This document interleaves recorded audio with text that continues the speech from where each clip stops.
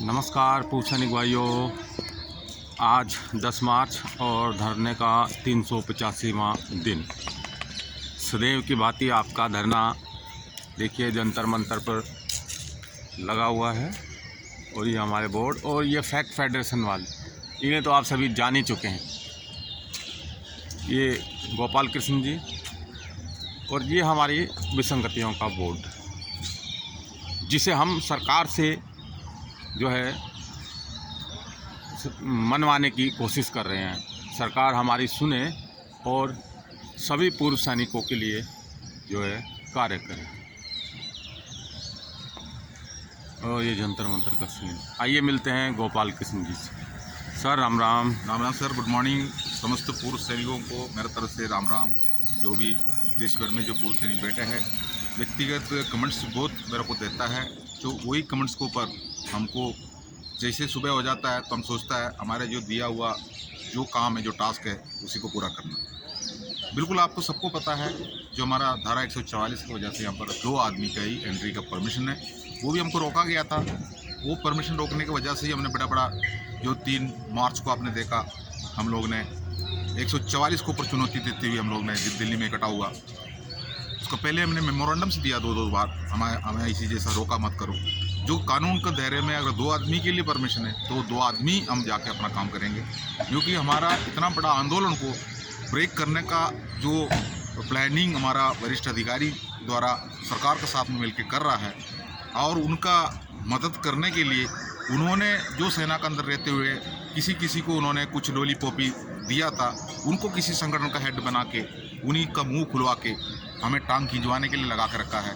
लेकिन इसी में से जो आंदोलन, जो जवान जेसीओ का जो हमारा आंदोलन है, वो कमज़ोर ना पड़ जाए। मैं खास बात एक बात बता रहा हूँ सर, ये बोर्ड देखिए, मैं पूरा पूर्व सैनिक देश भर में जो पूर्व सैनिक है उनसे मैं ये कहना चाह रहा हूँ, इसी के अंदर जो लिखा है, ये बोर्ड आपने कई बार देखा होगा, आज मैं ग्रुप में फिर डालेंगे। ये जो हमने जो मांगा है, ये जो सबका सैनिक संघर्ष कमेटी का जो बैनर में, और इस सबका सैनिक संघर्ष कमेटी के बैनर का पीछे काफ़ी संगठन उनको कंधे से कंधा मिलाकर आगे आ रहा है। तो इसी के अंदर हमने जो 10 सवाल पूछा गया है, जितना भी मेमोरेंडम हम सरकार को दिए थे, वो मेमोरेंडम में बहुत विस्तार विवरण है, लेकिन उसका एक छोटी सी हेडिंग्स है।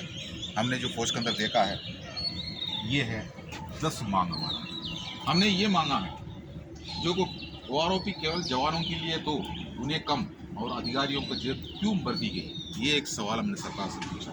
ये आपका भी सवाल है, हमारा भी सवाल है। कठिनाई और जोखिम जवान को सबसे ज़्यादा, तो एमएसपी अधिकारी से कम क्यों? सिपाही और अफसर के अंक का उपयोग समान, तो फिर समान डिसेबिलिटी पेंशन क्यों नहीं? ये हर जगह पर, हर देश में, हर यूरोपियन देश में ये जो जोखिम अलाउंस जो होता है वो बराबर होता है। सीएसटी के सामान की कीमत सिपाही व अफसर के लिए समान, तो भेदभाव क्यों? देखिए, हम लोग अगर सामान लेने के लिए जा रहा है, सीएसटी कैंटीन के अंदर पहुँचता है, तो वहाँ पर अगर मान लो एग्जाम्पल एक साबुन है, उसका रेट अगर 30 रुपये है, तो हमारा अफसर भी वो 30 रुपये में ले रहा है, हम भी 30 रुपये ले रहे हैं, तो उनको अलग सुविधा दे के 30 रुपये में क्यों दे रहे हो? हम भी वो 30 रुपये में टैक्स दिया है, ऐसा बात नहीं। हम भी सेना में नौकरी किया है, तो सामान अगर वो कोई शॉपिंग कॉम्प्लेक्स में जाता है, कोई कपड़ा का दुकान में जाता है, तो वहाँ पर क्या उनका अलग से सुविधा देता है क्या?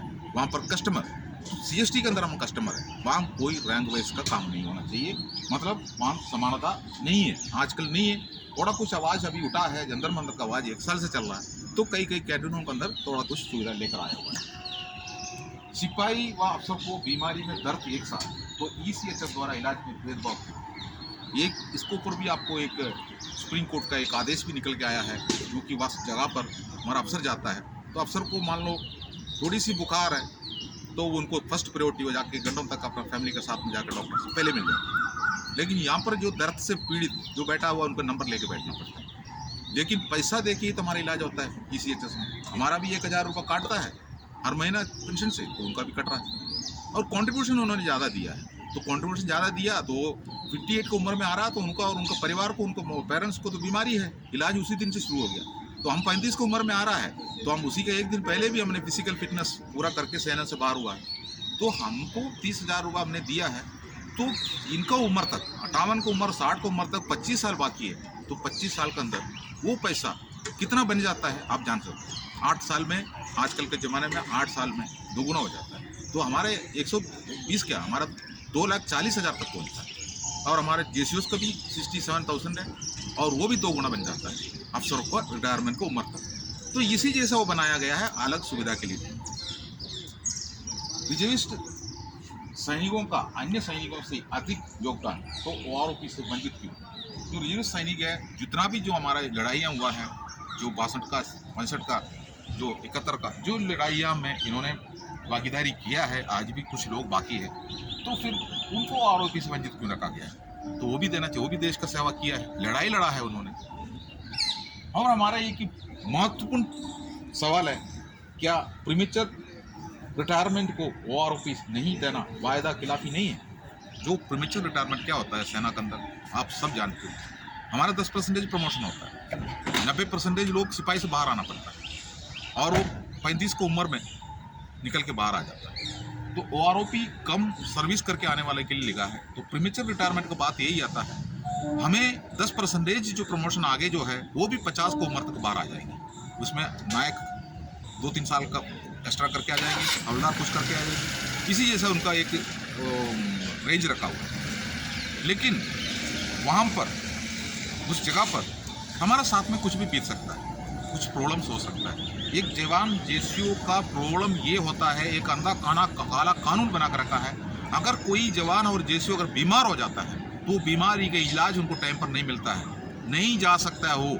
अगर मान लो किसी ने, अगर मान लो मेरे को थोड़ा सा बीमारी है, आप फौज में सर्विस किया है, मैं जो बता रहा आप सुन लिया, आप सुनो। अगर मान लो कुछ ना कुछ प्रॉब्लम है, अगर हमें प्रॉब्लम होता है, हम तो अगर मान लो जाके चेन ऑफ कमांड के हिसाब से हम सिक रिपोर्ट जाने के लिए हम अगर बोल देता है, तो वो हमको हुक्म चलाएंगे, आप अपना किट लोड कर दो बीच रोड में, नहीं तो आप किट लोड कर दो जो सेना हेडक्वार्टर का सामने, नहीं तो आप किट लोड कर दो हमारा जो क्या बोलता है CO साहब का जो बरामदा में, इसी जैसा, नहीं तो कार पार्क में। तो इसी जैसा जो कोई ना कोई हुक्म चलाएंगे करके सोच के अगला क्या सोचेंगे, वो उसके ऊपर दवाई नहीं लेंगे टाइम पर, वो डॉक्टर से नहीं मिलेंगे, वो उल्टा सीधा कोई खा लेंगे, मतलब किसी ना किसी, क्योंकि वो MBBS तो नहीं पढ़ा है, वो तो सोचेंगे, लेकिन बीमारी बढ़ के जाएंगे क्योंकि उनका रूटीन काम चल रहा है।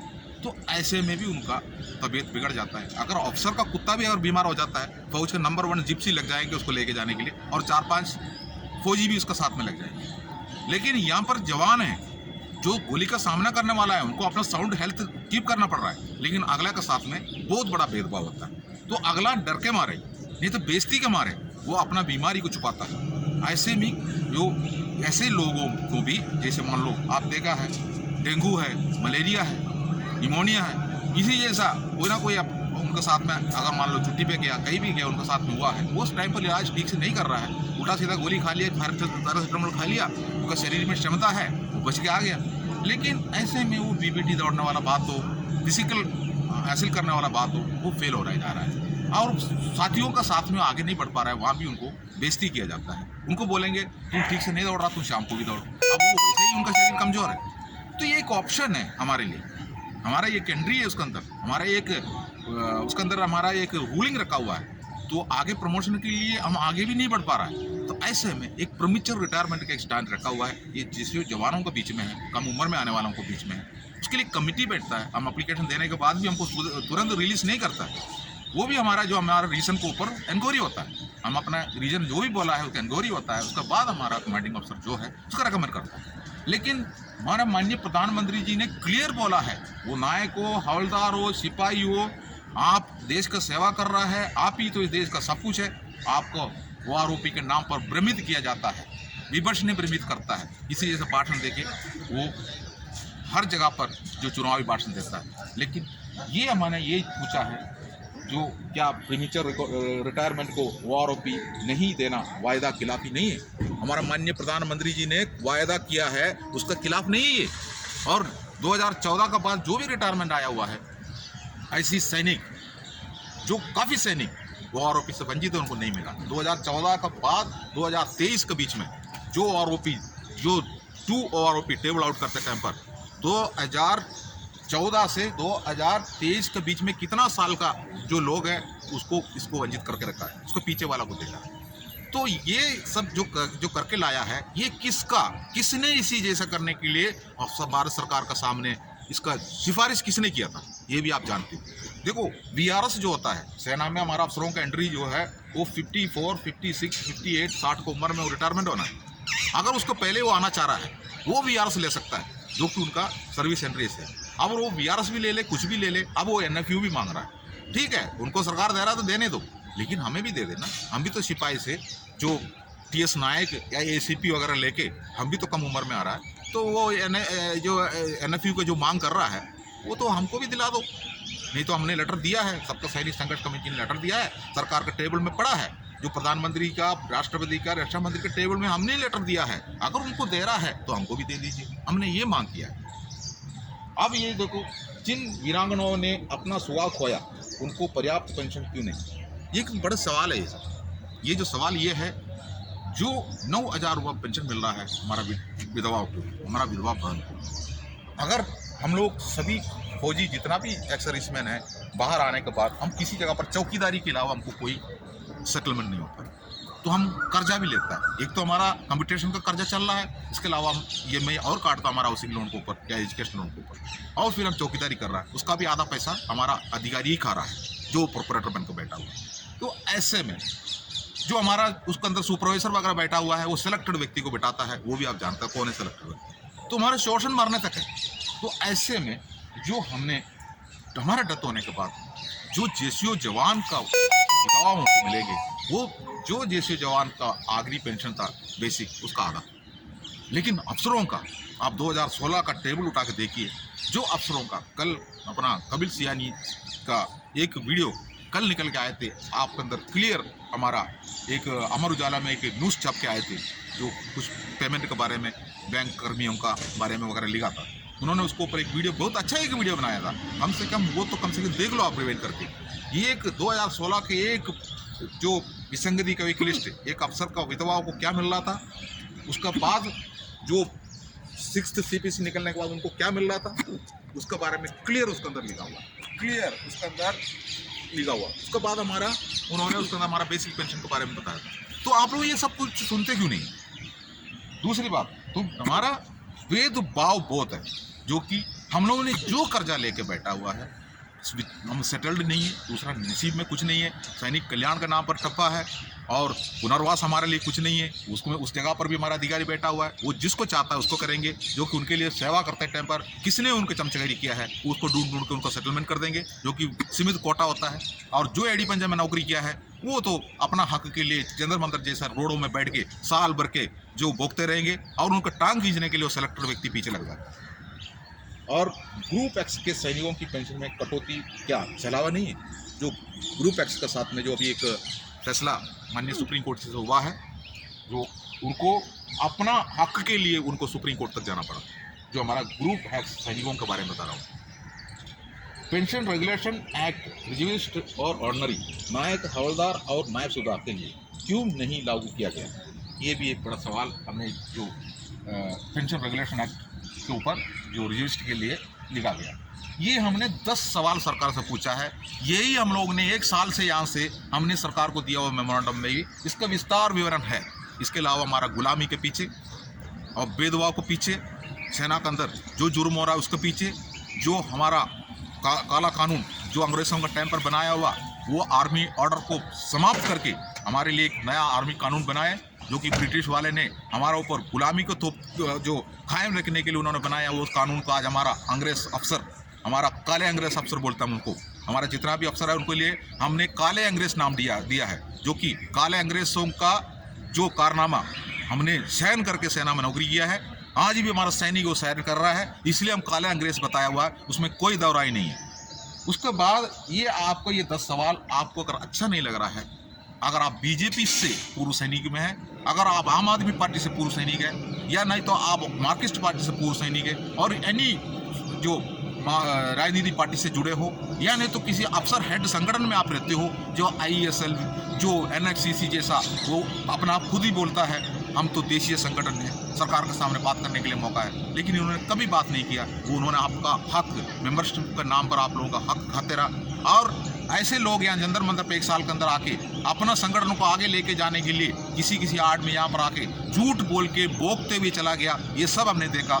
लेकिन सबका सैनिक संघ कमेटी ना टूटा है ना बिका है। इस जगह पर एक ताकत का जो मतलब कितना ताकत बताओ, बहुत बड़ा एक संगठन है। ये संगठन का जो पीछे जो एग्जीक्यूटिव कमेटी है बहुत मजबूती से अपने जगह पर बैठा हुआ है। जंतर मंतर का हर एक दिन का रिपोर्ट वो लेता है, उसके बाद मीटिंगें चलता है और ये बहुत अच्छे बैकडोर काम चलता है। तभी जाके मेरे जैसा दो आदमी, ये जो आपको दिखाई दे रहा है जहाँ पर जो एक मक्खी भी नहीं बैठ रहा है, इसी जगह पर खड़ा होकर हम इसी जैसा भाषण दे रहा है, जो कि हमारा पीछे बहुत बड़ा एक संगठन है और उस संगठन के पीछे पूर्व सैनिक भी डटे हैं और वो देख रहा है जंतर मंतर क्या हो रहा है। इतना आसानी से जंतर मंतर से हमें निकाल के उपाड़ के नहीं फेंक सकता है। आप देखिए हमारा एक वोट के हमने क्या मांगा है, ये सब मांगने के साथ साथ में हमने ये मांगा है उच्चतम न्यायालय के 3 सेवानिवृत्त न्यायाधीशों की कमेटी बनाया जाए, जिनका चयन उच्चतम न्यायालय के मुख्य न्यायाधीश करे और उसके संदर्भ की शर्तें हमारी मांगी हो तथा वो 3 मास में अपना रिपोर्ट सार्वजनिक करेंगे। हमने ये भी जो किया है। इसके अलावा आप देखो ये जो हमारा एक बोर्ड आप देख रहा है, इसी के ऊपर काफ़ी लोगों को दुखी भी होगा, फीलिंग भी होगा, टेस्ट भी पहुंच रहा होगा, लेकिन विरोध प्रदर्शन करने के लिए इसी जगह पर कई लोगों का पुतला फूंकते हमने देखा, बड़े बड़े लोगों का, बड़े बड़े हस्तियों का, लेकिन हम इतना तो नहीं कर रहा है। ये हमारा एक बड़ा स्वप्न था, जो हमारा ये सब कुछ विसंगति हमारे साथ में 75 साल से इसलिए हो रहा था। जो देशीय संगठन के अंदर और अफसर हेड संगठन के अंदर बैठा हुआ हमारा पूर्व सैनिक जो कमेटी का सेक्रेटरी, प्रेसिडेंट, जो हवलदार, सूबेदार मेजर, ऑर्डिनरी जो भी हो, सब बिकाऊ है, बिक चुका है, अपना जो दूसरे के लिए काम कर रहा है, अपना अस्तित्व को मिटा रहा है, हमारा फैमिली को नहीं देख रहा है, वो खुद चंद फ़ायदा वो ले रहा है, उनको बहुत फ़ायदा मिल रहा है, उनको कोई भी काम ना करते हुए उनको हवाई जहाज में घूमने का मौका मिलता है और हर जगह पर घूमने का मौका मिलता है और केंद्र से फंड मिलता है। आपको पता है हमारा CST है, CST कैंटीन के अंदर आज एक सामान ले ले, आज के दिन में CST का अरब करोड़ फंड जो सरकार के पास आज के दिन पहुंचेंगे। ये कि साबुन को ऊपर अगर 30 पैसा डालते एक्स्ट्रा, वो 30 पैसा आज हमारा ऑल इंडिया के कैंटीन के अंदर से निकल कर अरब करोड़ वहाँ पर पहुँचता है। उसी में से फंड निकलता है, सरकार उसी में से देशीय संगठन को फंड देता है। उसका देशीय संगठन का सेक्रेटरी, प्रेसिडेंट जो भी है, उनको उनका अफसर जो पीछे बैठा हुआ है वो बोलता है सब एक्ट कर लो आप, सब आप अपना राज्य में जाके इनको ये ऐसे भाषण दे देना, इसी जैसे बता देना, ये मेमोरेंडम एक लगा दो, एक मेमोरेंडम वहाँ पर छोड़ देना, आप वो उसको ऊपर थालियाँ बजाते रहेंगे और उसके बाद आप एक्ट करो, सब फंड बहुत मिलता है, कोई दिक्कत नहीं है। आप एक अफसर लॉबी अपना गद्दी संभाल कर यदि दिल्ली में बैठा हुआ है और अपने लिए गवर्नर का पोस्ट, फलाना पोस्ट सब वो उसके लिए मिलता है, इसी जैसा भेदभाव हमारे साथ में हो रहा है। ये है भाई हकीकत, ये हकीकत है। इसके लिए हमें धमकी मिलता है, ये जो आपको बोल रहा ना, इसके लिए हमें धमकी मिलता है, आपको वो करूंगा ये करूंगा। धमकी क्या है? हमारा तो कपिल सियानी को तो मर्डर करने का कोशिश तक हुआ, आप लोगों ने सब देखा। और हमारा राजस्थान के अंदर 3-4 ऑर्डिनरी कैप्टन वगैरह टेका लेके, कॉन्ट्रैक्ट लेके बैठा हुआ है। हमें आपको एक जडेजा साहब है, फाइटिंग फोर्स में उन्होंने नौकरी नहीं किया है। अगर फाइटिंग फोर्स में नौकरी किया हुआ एक सूबेदार मेजर जो लीडरशिप में काम किया होने से, जंतर मंतर का 3 तारीख का जो हमारा जत्थाबंदी भीड़ को देखने से वो बोलेंगे यार हमारा सेना पूर्व सैनिक का देखो कैसा है, लेकिन वो उसमें से कमी निकाल दिया। उनको वो पाकिस्तान फौज दिखाई दिया, उनको वो पाकिस्तान का पूर्व सैनिक दिखा दिया और उनको चीन का पूर्व सैनिक जैसा दिख रहा था और उनको किसान दिख रहा था, उनको और कुछ दिख रहा था, जो कि अंधभक्त बन चुका है। और मैं आपको इसमें से ये एक मैसेज देना चाहता हूँ, आप लोग कितना भी टांग खींचते रहो, जो देश का पूर्व सैनिक उससे भी ज़्यादा जागरूक हो रहा है। जितना भी आप उधर बोलते हो जो चैनल में बैठ के, वो चैनल भी यही जंतर मंतर पे आके यही से बन के चला गया, उसी के चैनल में बैठ के बात कर रहे हो। 100 से भी आगे कोई आदमी उसको बात नहीं करते हो। अगर 3-4 कमेंट्स भी डालता है, उनका फेवर का किसी को बिठा कर रखा है, कोई फ़ायदा नहीं है। ऑल इंडिया देख रहा है, जागरूक है, आज अभी नहीं तो कभी नहीं नारा के साथ में हम आगे बढ़ रहा है। सरकार कोई भी आने दो और उस कुर्सी में कोई भी बैठने दो, हमें उस कुर्सी से मतलब है, वो कौन सा पार्टी से कोई मतलब नहीं। हमारा आंदोलन आगे भी जाएगा, आप देख रहना। जय हिंद। तो गोपाल कृष्ण जी ने आज देखिए बहुत अच्छे से समझाई है चीज़ें, और ये है जंतर मंतर का नज़ारा। देखिए धारा 144 की वजह से बिल्कुल सब बंद है और फिर भी पूर्व सैनिकों का धरना आज भी जारी है। इसी के साथ मैं विजय कुमार जंतर मंतर से सभी पूर्व सैनिकों को एक बार फिर राम राम। जय